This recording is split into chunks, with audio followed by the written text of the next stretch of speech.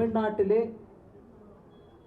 மூப்பனார் வழியிலே எளிமையும் நேர்மையும் தேசியமும் கலந்த ஒரு தேசிய கட்சியின் தலைவராக இருந்தவர் மூப்பனார்.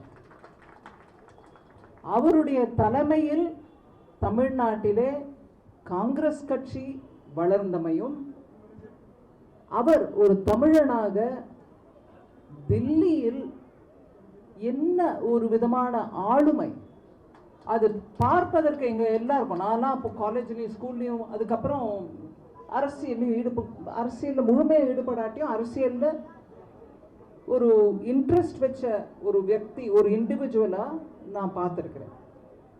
அவருக்கு நாடளவில் மதிப்பும் மரியாதையும் இருந்தது.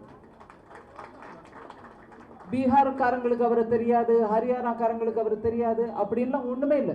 நாட்டில் எந்த மூலைக்கு போனாலும் மூப்பனார் அவர்களை ஒரு காங்கிரஸ் கட்சியின் ஒரு தலைவர், அவருக்கு ஒரு ஸ்டேச்சர், இங்கிலீஷ்ல சொல்லணும்னா ஒரு ஸ்டேச்சர் இருந்துச்சு. அதான் ஆளுமை.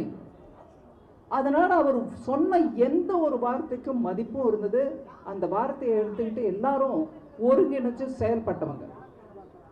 அந்த மாதிரி ஒரு ஆளுமை உள்ள மூப்பனார் தமிழ்நாட்டுக்கே பெருமை சேர்க்கும் அளவில் பிரதம மந்திரியாக ஆக வேண்டிய ஒரு சந்தர்ப்பம் உருவாச்சு.